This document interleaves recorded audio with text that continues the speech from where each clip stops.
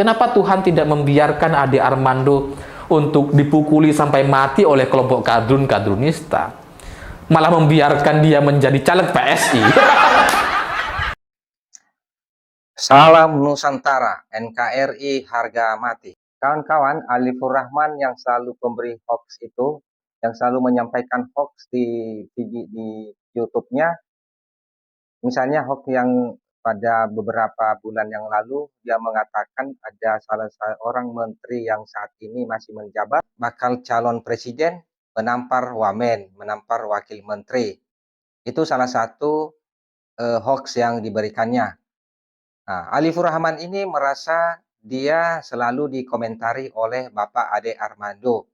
Tidak tanggung-tanggung kawan. Dia menyerang Bapak Ade Armando bersama seekor babi.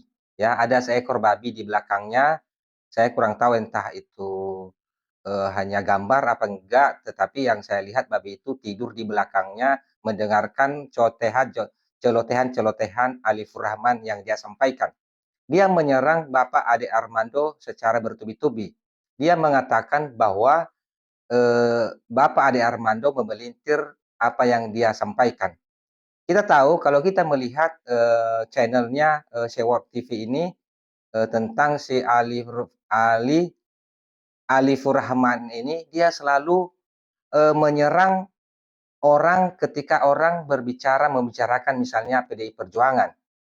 Mereka tidak senang kalau ada orang misalnya yang mengkritik PDI Perjuangan. Dia akan menyerang secara membabi buta. Itulah si Alifur Rahman ini selalu begitu. Nah, bersama dengan seekor babi di belakangnya, dia sangat apa namanya itu ya, dengan kecek-cekekan, ketawa nggak karuan, dia menyampaikan hal-hal yang tidak seharusnya disampaikan. Dia mengatakan bahwa kenapa Ade Armando tidak mati ketika ia digebuki oleh para kadrun. Ini menurut saya sangat tidak bermoral ya. Atau apakah karena dia sekarang berteman dengan seekor babi? Kalau kita tahu babi ini adalah kalau di iman atau kepercayaan saudara kita yang beragama Islam, babi itu adalah haram. Tetapi dia nyata-nyata berteman dengan babi, memberikan seekor babi di belakangnya dengan bersama-sama ya menyerang Bapak Ade Armando. Ini saya merasa Alifur Rahman ini yang selalu memberi hoax ini apa namanya sangat keterlaluan dengan menyampaikan kalimat seperti begitu ya, dengan mengatakan, "Ya Tuhan, kenapa Ade Armando tidak mati waktu dia digebukin oleh para kadrun?" Saya melihat orang-orang seperti ini ya, Alifur Rahman ini yang dulu sering dipanggil ya, karena dulu mereka ini kan pendukung Pak Jokowi dan selalu dipanggil oleh pendukung yang lain dulu sebagai cebong, sekarang sudah menjadi kampret. Banyak sekarang saya lihat pendukung-pendukung Pak Jokowi dulu itu, ya banyak sekarang, tidak semua ya, sekarang sudah pada menjadi seperti kampret. Kebalik pemikirannya, otaknya sudah pada kebalik. Saya tidak tahu apakah ini karena mereka sudah apa ya, panik karena bisa-bisa saya yakin Pak Ganjar 2024 ini akan kalah, pasti itu. Saya dulu pemilih Pak Jokowi ya, dan semua keluarga saya dan semua saudara saya pemilih Pak Jokowi. Tetapi pada saat ini saya menyatakan tak akan mau memilih Ganjar Pranowo.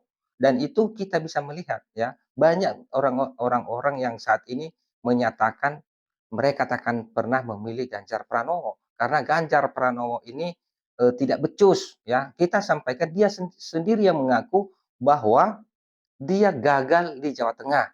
Kemiskinan di Jawa Tengah dia tidak bisa atasi. Bagaimana kita bisa memilih seorang seperti begitu memimpin bangsa Indonesia?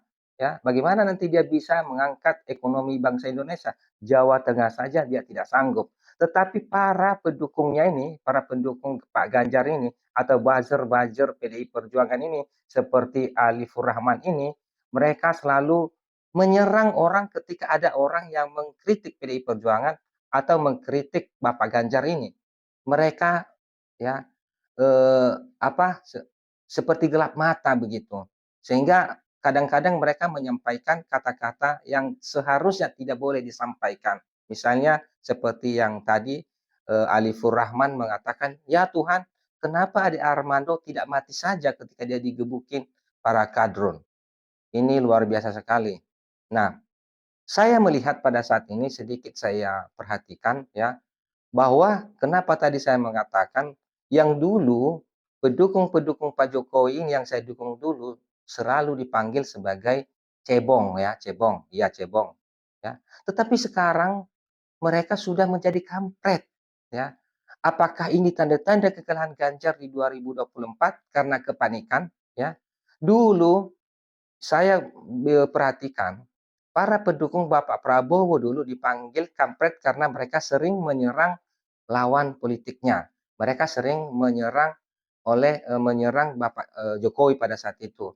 Mereka selalu menyerang pendukung-pendukung Pak Jokowi. Makanya pendukung Pak Jokowi pada saat itu memanggil pendukung Bapak Prabowo ini sebagai kampret. Dan, pendukung Pak Prabowo pada saat itu, para kampret memanggil pendukung Bapak Jokowi sebagai cebong, begitu. Nah, perhatikan ini, saya yakin Ganjar akan kalah.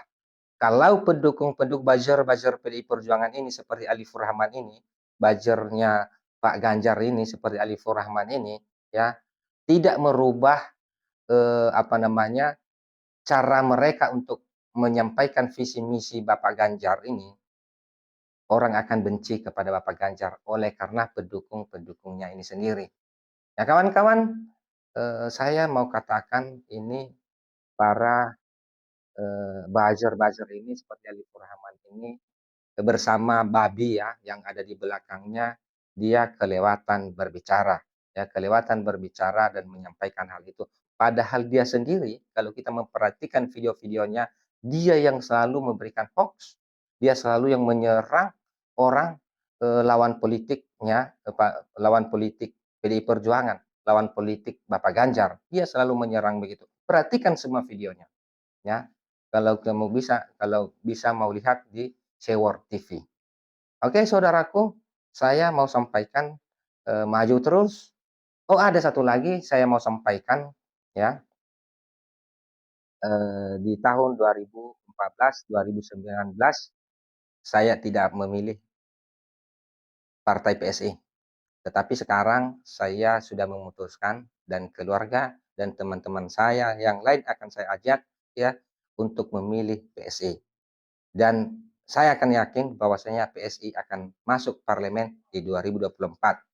Dan inilah yang membuat ya para pendukung koruptor, para pendukung, apa namanya ini, eee, apa namanya, politik-politik busuk yang lama itu tidak senang kalau PSI ini masuk ke parlemen. Dan berbagai cara mereka lakukan, entah mereka serang PSI, entah mereka serang kader-kader PSI, misalnya, menyerang, Bapak Ade Armando karena mereka tahu Bapak Ade Armando dia sangat, pintar ketika dia menyampaikan argumennya, lalu mereka menyerangnya secara membabi buta. Oke kawan-kawan, mohon maaf kalau ada kata-kata yang salah yang saya sampaikan, baik secara pribadi maupun kelompok, ya saya mohon maaf. Wassalam.